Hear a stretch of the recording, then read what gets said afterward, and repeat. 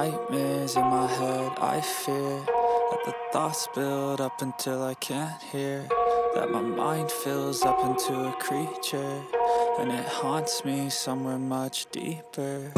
Anxiety, filling up every space, no privacy, and silently, it could build and build until you.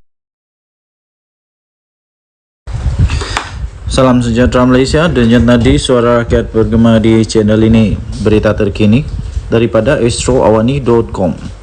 Bertarikh 29 November 2023, baru diterbitkan 5 minit yang lalu.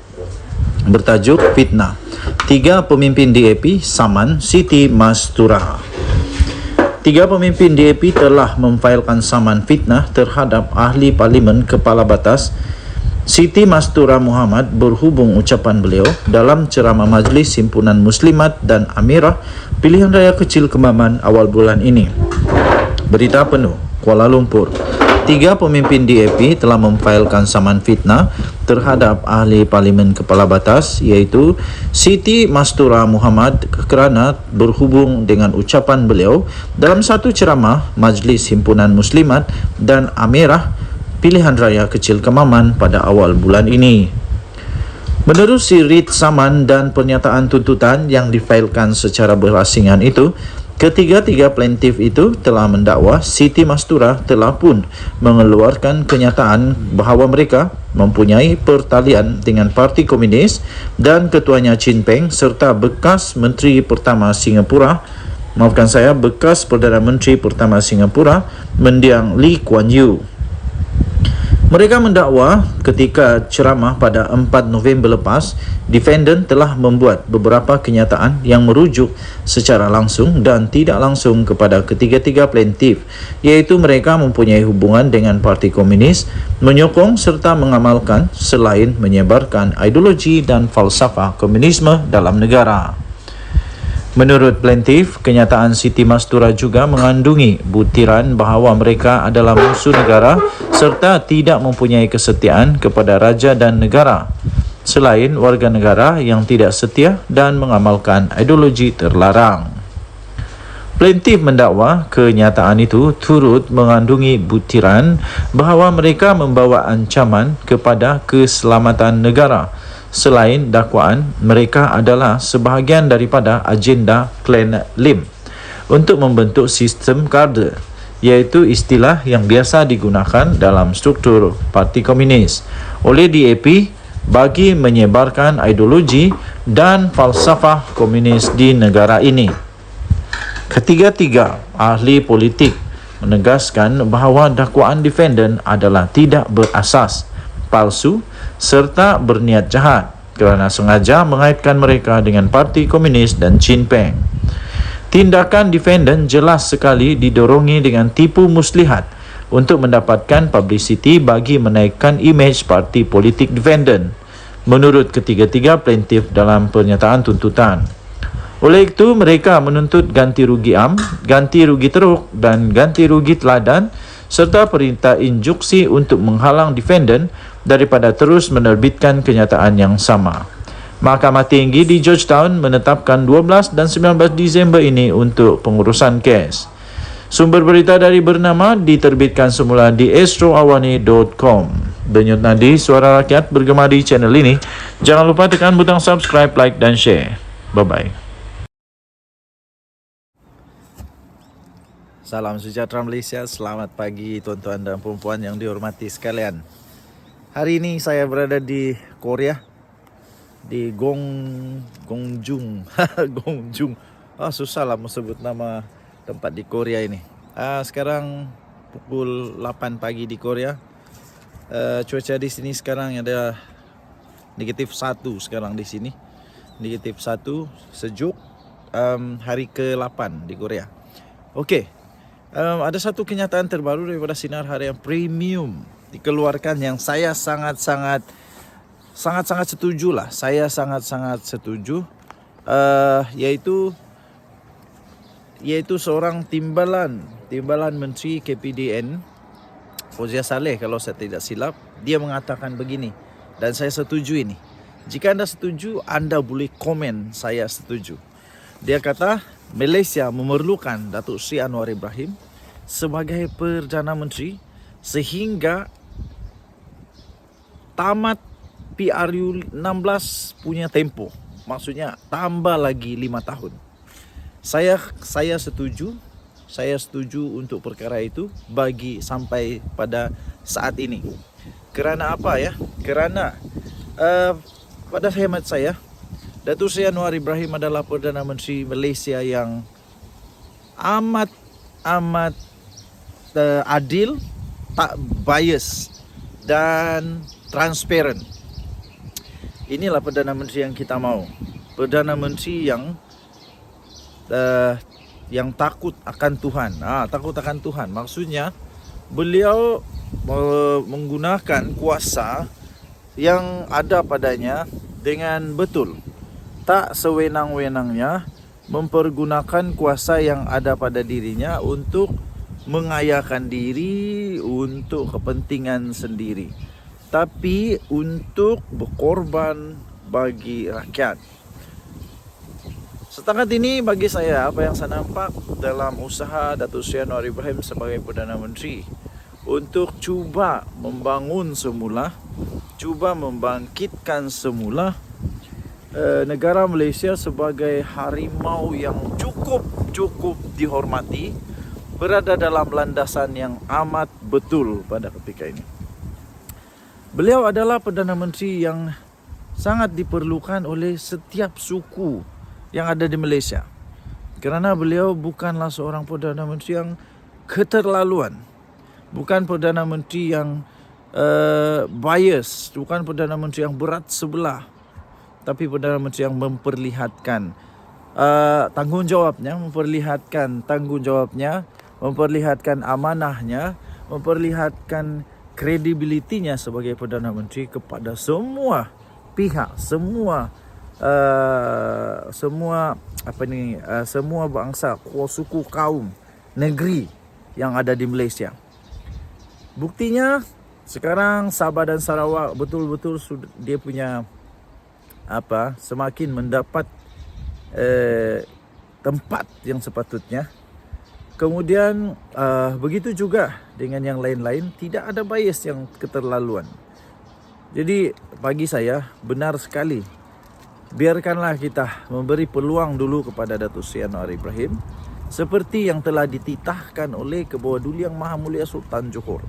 Jangan kacau Anwar dulu, bagi dulu dia peluang untuk membuktikan bahawa dia mampu untuk mengemudi negara Malaysia ini dengan baik. Barulah kalau dia tak mampu, kita sama-sama tukar. PRU 16 nanti tukar sama-sama. Tapi untuk pada ketika ini, bagilah dia kerjasama sebaiknya.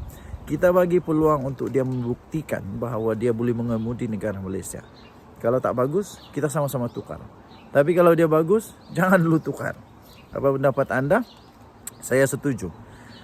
Ini pastinya memberikan kesan yang mendalam kepada Muhyiddin Yassin, PPBM. Terutamanya kerana Datuk Seri Anwar Ibrahim adalah orang yang cukup tegas dalam melakukan tugasnya. Khasnya untuk memerangi rasuah, untuk memastikan negara Malaysia bersih daripada rasuah dan negara Malaysia dapat melaksanakan segala yang sepatutnya, kemajuan di dalam Malaysia. Apa semua dalam Malaysia ini sepatutnya betul-betul terjadi tanpa ada ketirisan, tanpa ada penyelewengan, penyalahgunaan kuasa. Saya kagum dengan negara Korea. Walaupun saya tetap hati saya memang orang Malaysia. Apapun terjadi, Malaysia tanah airku, Malaysia yang terbaik. Tapi saya kagum dengan Korea yang sudah hancur kerana peperangan. Banyak lagi cabaran yang telah dilalui oleh Korea. Tapi bagaimana Korea boleh bangkit semula dengan baik sekali? Kerana adanya ketulusan, adanya credibility, adanya mereka punya ialah betul-betul jujur dalam melaksanakan tugas. Tidak ada penyelewengan, tidak ada salah guna kuasa. Jadi semua pembangunan dapat dibuat dengan betul. Dapat dibuat dengan betul. Semua orang maju. Negara semakin maju, negara semakin kaya, negara semakin hebat. Ini barulah. Jadi itulah yang kita lihat dalam Anwar Ibrahim yang saya yakin boleh membawa negara Malaysia kembali bangkit menjadi satu kuasa yang akan dihormati oleh negara yang lain. Denyut Nadi Suara Rakyat bergema di channel ini. Jangan lupa tekan butang subscribe, like dan share. Malaysia kita punya, cintai Malaysia aku, kita jaga kita. Bye bye. Salam sejahtera Malaysia. Denyut Nadi Suara Rakyat bergema di channel ini. Okey. Sekali lagi saya masih di Korea. Sekarang menghampiri jam 8 pagi di sini. Di Malaysia lebih kurang jam 7 pagi. Okey, sejuk sekarang lebih kurang 0 hingga 2 darjah Celsius, tapi rasa dia macam negatif 2. Sejuk betul. Apapun tiada salji. Ada sikit saja salji ni hari. Ada sikit saja. Okey, kemarin Azalina Osman Said telah mencabar Ahmad Samsuri, Menteri Besar Terengganu, untuk meletak jawatan. Barulah adil untuk 1 lawan 1, face to face dengan calon daripada Barisan Nasional, iaitu Tan Sri Raja Mohammed.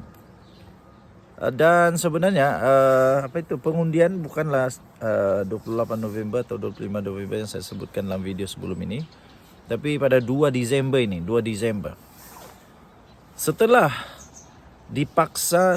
dicabar oleh Azalina untuk Ahmad Samsuri meletak jawatan supaya dapat fokus kepada satu parlimen saja, tiba-tiba muncullah suara sana sini.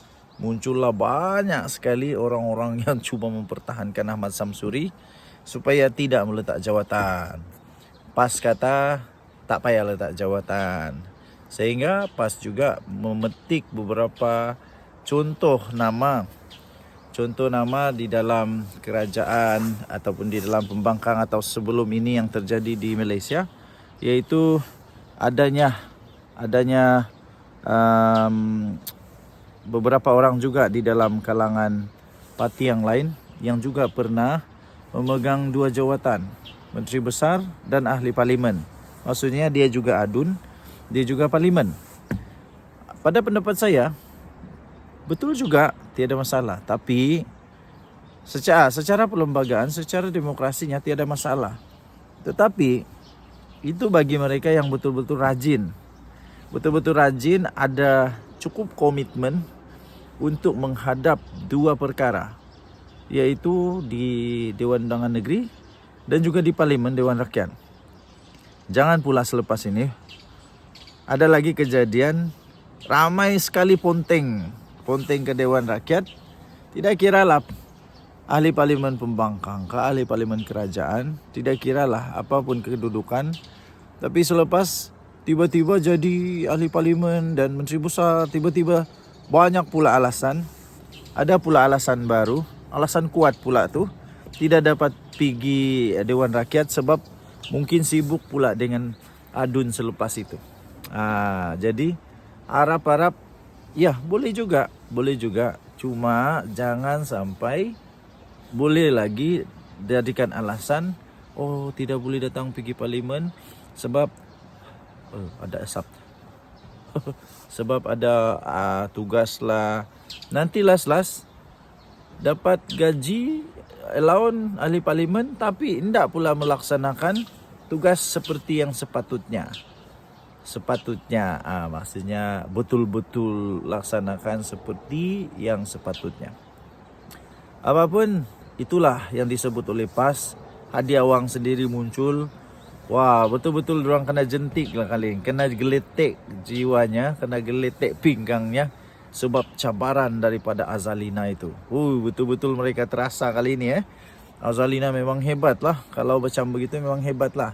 Boleh mampu untuk membuat hati Tok Guru Hadi Awang tergeletek sehingga terpaksa mengeluarkan kenyataan dan memberikan satu kenyataan untuk backing Ahmad Samsuri sebagai Menteri Besar Terengganu.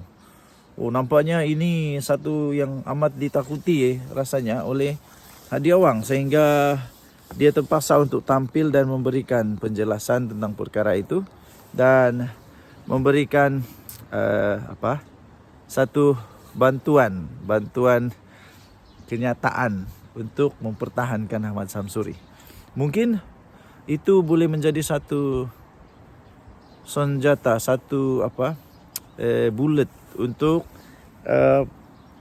BN dalam kempen, untuk memberikan keyakinan kepada pengundi bahawa tak baik untuk seorang ahli parlimen menjadi menteri besar pula. Macam mana nak fokus dengan kerja? Mungkin begitu. Jadi terpaksa lapas memberikan penjelasan. Apapun, kita tengoklah nanti di manakah pilihan pengundi. Mereka mau satu fokus atau dua fokus. Kalau saya suka yang satu fokus lah. Sebab dapat melaksanakan tugas dengan baik.